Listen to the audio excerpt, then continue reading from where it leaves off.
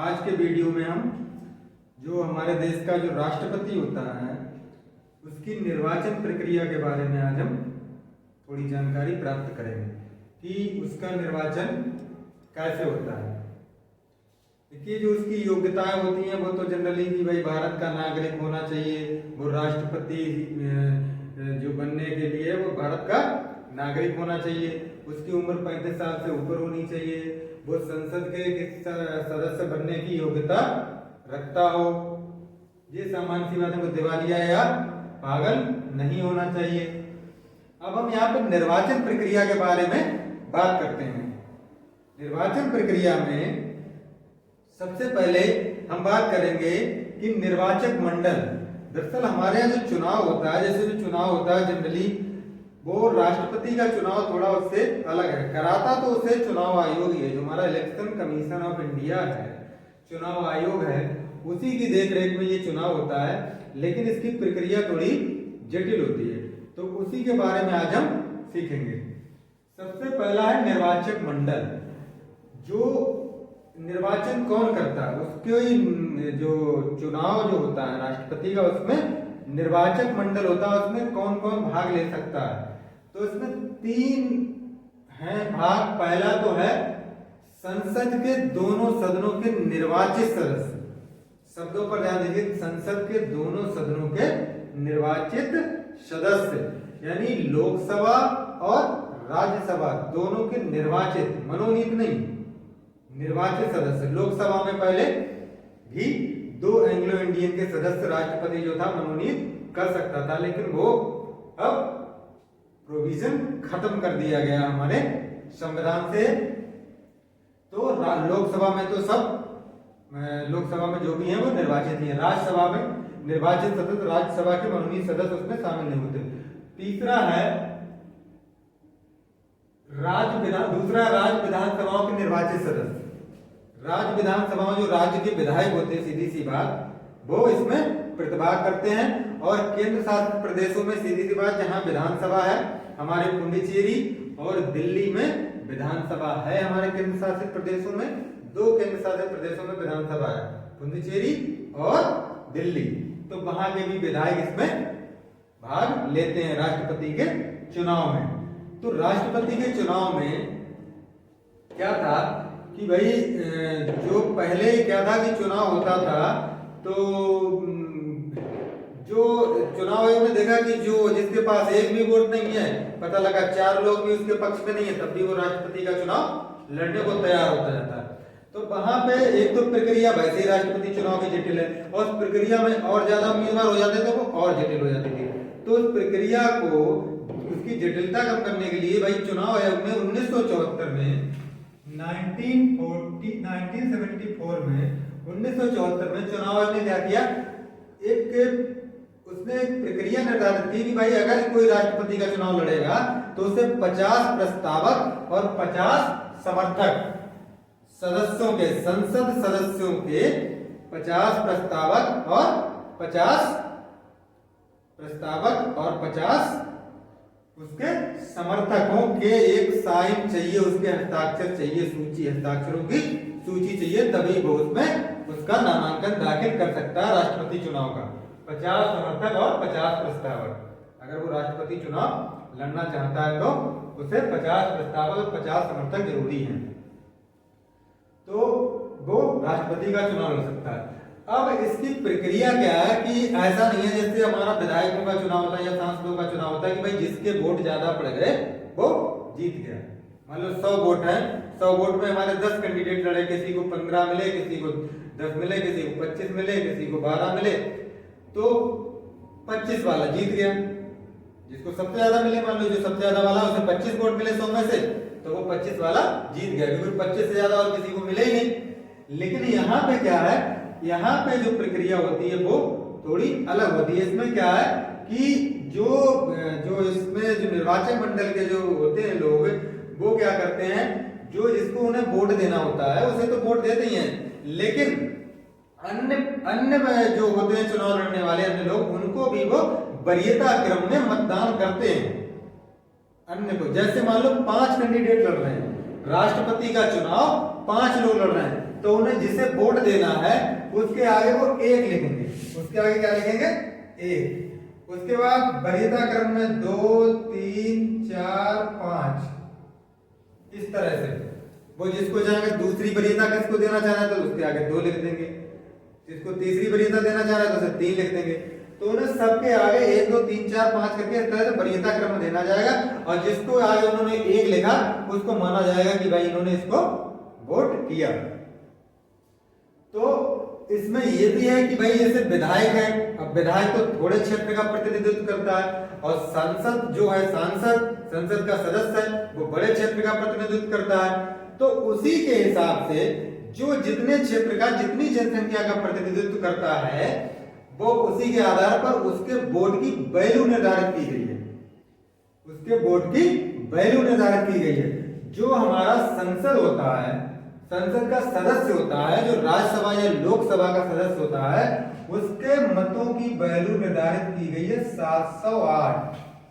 वो कैसे निर्धारित होगी बता रहे हैं। जैसे एक विधायक है, विधायक पे आते हैं, एक विधायक के मतों का मूल्य, एक विधायक के मतों का मूल्य कैसे निकालते हैं? ऐसा नहीं है कि एक विधायक का एक मत गिन लिया जाएगा और एक लोकसभा सदस्य का एक मत, ऐसा नहीं है। उसके विधायक के मतों का, एक विधायक के मत का मूल्य कितना होगा उसके देखना है, उसकी वैल्यू कितनी है। तो वैल्यू विधायक निकालेंगे कैसे? राज्य की कुल जनसंख्या, राज्य कोई भी है उसकी कुल जनसंख्या बटे राज्य विधानसभा के निर्वाचित कुल सदस्यों की संख्या, यानी राज्य की कुल जनसंख्या को राज्य की विधानसभा के निर्वाचित कुल सदस्यों की संख्या से भाग देंगे। उसके बाद जो आएगा उसको 1000 से फिर भाग देंगे, उसको 1000 से फिर भाग देंगे तो हमारे उस राज्य के विधायक की वैल्यू आ जाएगी। जैसे हमारे उत्तर प्रदेश के यूपी के, जो हमारा यूपी है, यूपी के विधायक की वैल्यू जो है वो 208 है, सबसे अधिक 208। उसके बाद हमारा महाराष्ट्र आता है, महाराष्ट्र की है 175 वैल्यू विधायक की। महाराष्ट्र के विधायक की इसी तरह से घटते क्रम में चली जाती है। और अगर हम अरुणाचल प्रदेश में पहुंचे, अरुणाचल की बात करें तो ये हो जाता केवल 8। यहाँ के विधायक की मत की वैल्यू क्या है? केवल 8। और कहा यूपी के विधायक की वैल्यू 208। तो यहाँ के तो 25-30 विधायक पड़ जाएंगे, 25-20-25 विधायक हो जाएंगे तो यूपी के एक विधायक के बराबर उनकी मत की वैल्यू हो पाएगी। तो ये है वैल्यू विधायक की, इस तरह से निकाली जाती है राज्य की जो टोटल जनसंख्या है। और टोटल जनसंख्या कौन सी वाली?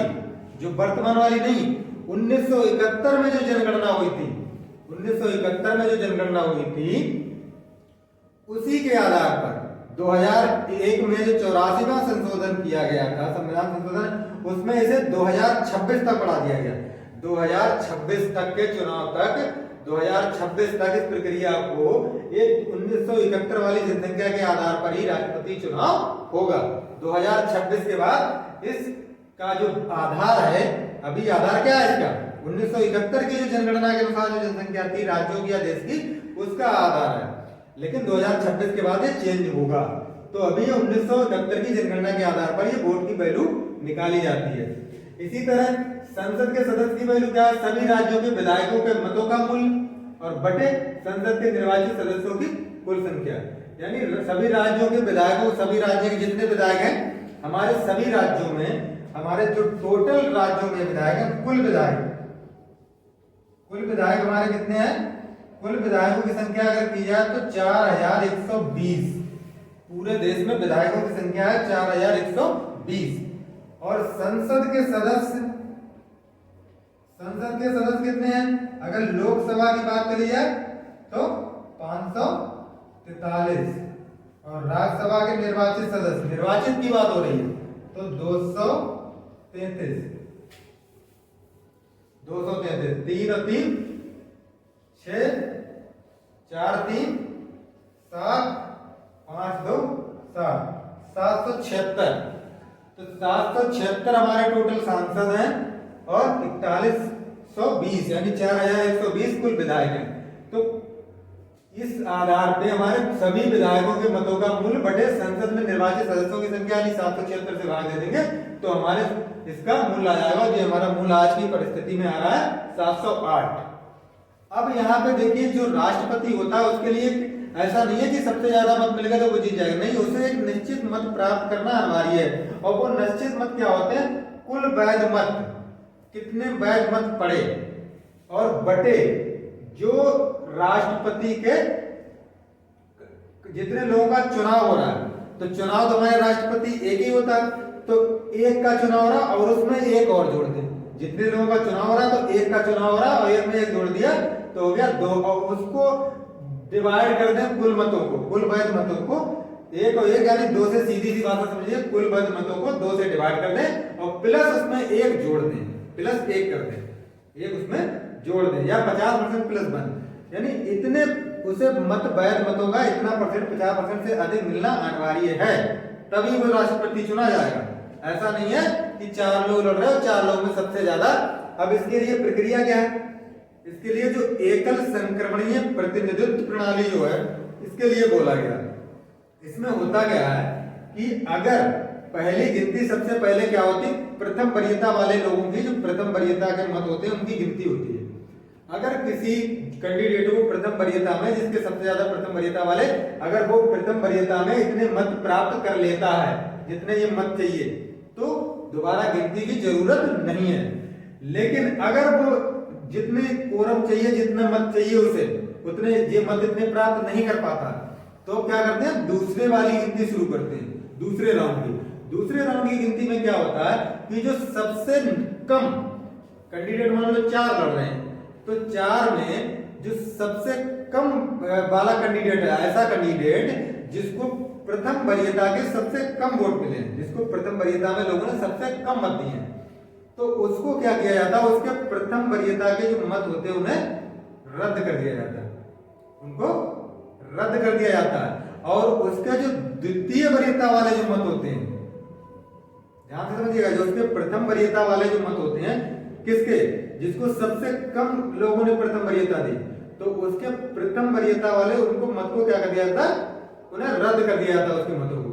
और उसके जो द्वितीय वरीयता वाले मत होते हैं, उसकी प्रथम वरीयता खत्म कर दी गई, उसके मतों को रद्द ही कर दिया गया।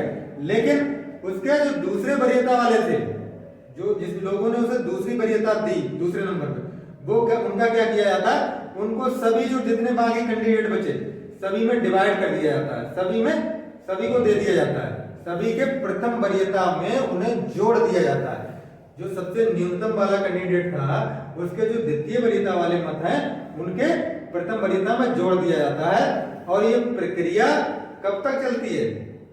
ये प्रक्रिया जब तक चलती है जब तक कि हमारा जे इतने मत, जो इतनी आवश्यकता है, इतने मत जब तक प्राप्त नहीं हो जाते, जब तक जो न्यूनतम वाला है उसको हम बाहर करते रहते हैं।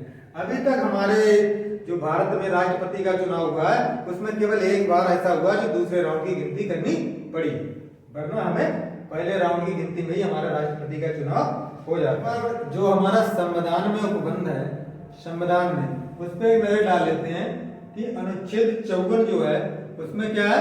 राष्ट्रपति के चुनाव के बारे में दिया है। 55 में चुनाव की प्रक्रिया क्या होगी उसके बारे में दिया। अनुच्छेद 56 में राष्ट्रपति का कार्यकाल, अनुच्छेद 56 राष्ट्रपति के कार्यकाल के बारे में। अनुच्छेद 57 राष्ट्रपति एक बार चुन गया तो उसके पुनर्निर्वाचित होने की पात्रता क्या है उसके बारे में दिया गया। अनुच्छेद 58 उसकी योग्यता के बारे में, राष्ट्रपति बनने के लिए योग्यता क्या होनी चाहिए। तो ये 54, 55, 56, 57, 58 अनुच्छेद जो है ये राष्ट्रपति के निर्वाचन से संबंधित है।